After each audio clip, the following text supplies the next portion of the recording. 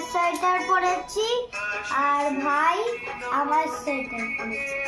বাবা, very good. সবাইকে আশা করি সবাই ভালো আছেন, সুস্থ আছেন আর হ্যাপি আছেন। Welcome to our channel SPR family. এখন সকাল সকাল বেগুন পোড়া দিচ্ছি। আজকে আমরা ব্রেকফাস্টে হবে রুটি আর বেগুন পোড়া। আজকে লাঞ্চও একদম সিম্পল খিচুড়ি, বেগুনি ভাজা। আজকে বেগুন কি দোদল বাবু, গোপাল বাবু, দোদল বাবু সবাই আছে, 7টা উঠে পড়েছে। এই যে হ্যাঁ, তোমার তো আন্টি আসবে, ওর আন্টি আসবে, তাই এসে পড়তো, বসে পড়েছে ছেলেটা। এই ওই দেখো, আজকে আমি ইচ্ছে করে উঠেছি খুবই তাড়াতাড়ি, ভোর সকালবেলা 4টের সময়। 4টে নয়, 2টো। কিছু বলছিস তুই সকালবেলা? আমি 2টোর সময় উঠেছি, কারণ আমার আন্টি আসবে, তার জন্য আমি হোমওয়ার্ক। এখন কটা বাজে? কটা বাজে? 9:30। তুই 2টোয় উঠেছিস রাত্রিবেলা? 8টার সময় উঠেছিস? সকাল 8টা, 8টা সাড়ে 8টায় উঠে এই চাটা খেয়ে এখন বসে পড়েছে। গুড মর্নিং সবাইকে।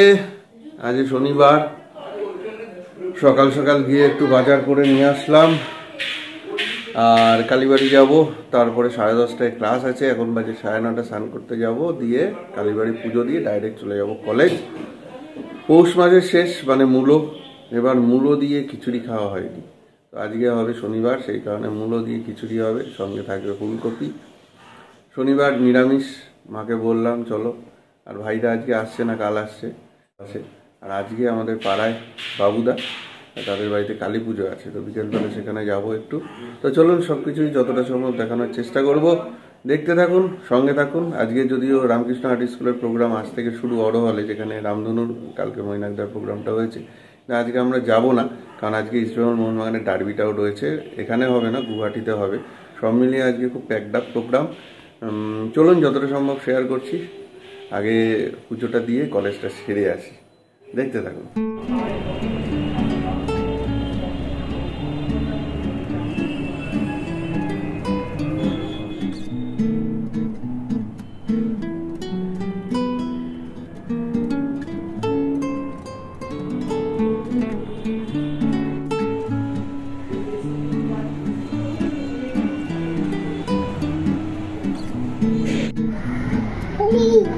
কি পাগল করে দিচ্ছে? এ মগ শেষ, ব্যাস আজকে শেষ মগ। না বললে হবে? এই গাছটাকে আমি ডাকছি, পুলিশটাকে ডাকি, বলবো ধরে নিয়ে যাও। যাও যাও যাও, ঠাম ডাকছে, যাও বসো।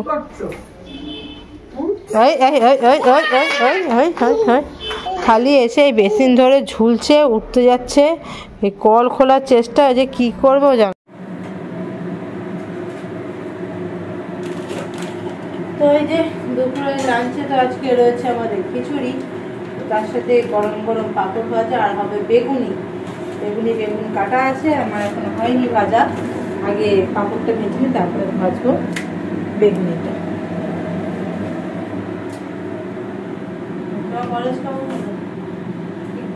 একদম বড় ছেলে খায়নি, বললো বাবা আসুক, বাবা একসাথে খাবো। ঠিক আছে, ওই জন্য বসেনি খেতে। তাড়াতাড়ি ভেজে ফেলো বেগুনটা। অপেক্ষা করছে কখন গরম গরম খিচুড়ি আসবে। খিচুড়ি খাওয়ার জন্য আমার ছেলেটাও আমার জন্য ওয়েট করে আছে। হ্যাঁ, কি অবস্থা। এই তো গরম গরম বেগুনি চলে এসছে। চলো চলো চলো, দাও দাও। মায়া ঘি আবার চলে আসছে, দেখো গরম খিচুড়িতে মায়া ঘি, আর সঙ্গে রয়েছে এই দেখুন 1 হাঁড়ি খিচুড়ি। দিয়ে বাবা, বাপরে বাপ, এটা ফোড়ন বেশি দিয়েছে মনে হচ্ছে। ডাল একটু পুড়ে গেছে নাকি? আমি করিনি, নিমি ভাজি করেছি। ও পুরো একদম উজ্জ্বলদার বিরিয়ানি মতো সুবিধা হবে। বাহ, কেমন হয়েছে বাবাই খিচুড়ি? বাবা কেমন হয়েছে? ঠিকঠাক? ও মূলো দিয়ে, ফুলকপি দিয়ে, কড়াইশুঁটি দিয়ে, হ্যাঁ এই তো মিস্টার গোগল, কেমন হয়েছে বাবা? ভালো। ভালো? ও তোমার আবার স্পেশাল আলু হয়েছে, বেগুনি খাবে তো? তো সবাইকে গুড ইভিনিং। Good evening. এখন আমরা যাচ্ছি, আমি আর গোগল, ওই পাড়ায় বাবুদাদের বাড়িতে কালী পুজো, সেখানে একটু ফুল মালা মিষ্টি দিতে। চলুন একটু মাকে নমস্কার করে আসি। আর জয় মা বলে, আজকে ইস্ট বেঙ্গল মোহনবাগানের ডার্বি রয়েছে, যেহেতু কলকাতায় হচ্ছে না, গৌহাটিতে রয়েছে, তো ডার্বি উত্তেজনা এখানে একটু কম, তবে যতই হোক ইস্ট বেঙ্গল মোহনবাগান এসে দেখতেই হবে। তো চলুন জয় মা বলে নমস্কার করে আসি, আর যেন আজকে খারাপ টিম নিয়েও অন্তত একটা মান সম্মান বজায় থাকে বছরের শুরুতে। চলুন।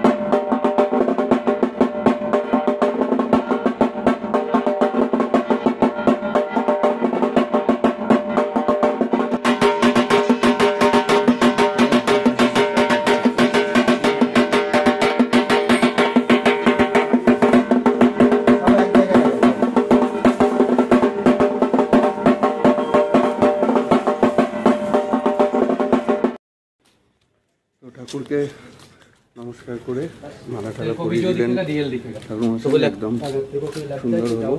একটু বসলাম, এখন যাই বাড়ি, খেলা দেখবো।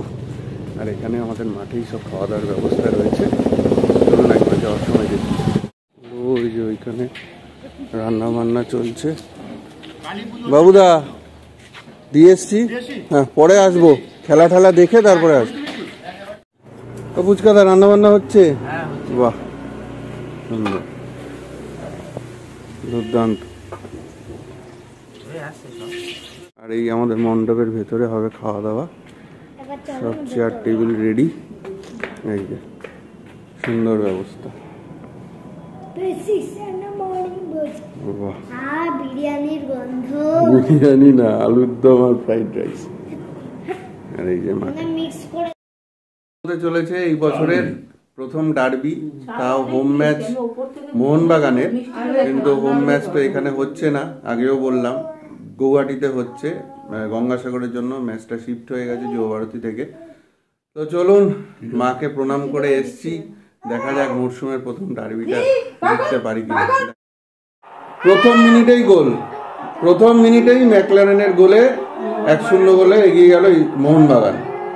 এটা তো এক্সপেক্টেড, আজকে কত গোল খাবো সেটাই হচ্ছে দেখার দরকার, মানে গোলের মালা পড়বো আজকে, যাই কি আর করা যাবে। এইটা কেউ মিস করে, এইটা একবার দেখুন আপনারা, ক্লেইটন এটা কি করলো, চি এই যে ক্লেইটন ইস ডিফেন্ড করেছে, কি করা যাবে। দেখা যাক, শিওর গোলটা বাঁচিয়ে দিল গিল, শিওর গোল মোহনবাগান, শিওর গোল। খেলাটা দেখুন, ইস ফার্স্ট বারে, আরো কত গোল হবে। হলো না ডিমি, ফার্স্ট হাফ শেষ, কিচ্ছু করতে পারলি না, সেই 1-0 গোলে এগিয়ে মোহনবাগান, সেই 1-0 গোলে মোহনবাগান এগিয়ে, ফার্স্ট হাফ শেষ।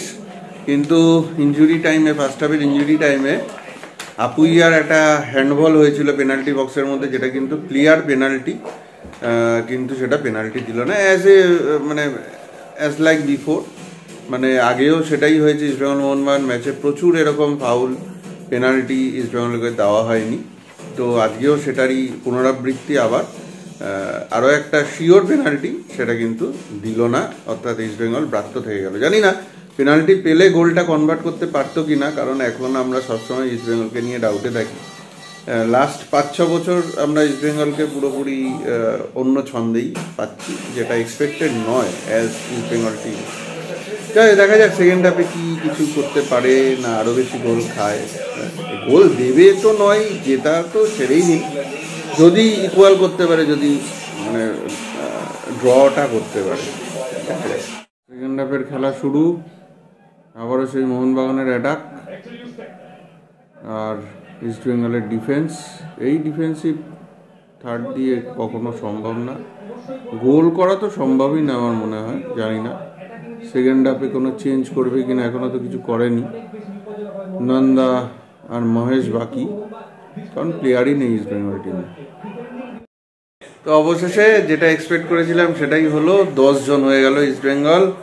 লাল কার্ড খেয়ে সৌভিক চক্রবর্তী মাঠ ছেড়েছে, এখন 10 গোলে আরও অনেক গোলের মালা পড়বে, এই তো দেখছি। আর আপনাদের খেলা দেখাচ্ছি না, আমি নিজেই বলে দিচ্ছি। আর কি বলবো, এটা এক্সপেক্টেড, কিছু করার নেই। আরও একটা গোল হতো এই এক্ষুনি, গিলের সেভ সেইখানে বেঁচে গেল। আপনার থেকে এবার একটা গোল দেখুন আপনারা মোহনবাগানের। কত গোল ডিফারেন্সে ইস্টবেঙ্গল হারে সেটাই দেখার।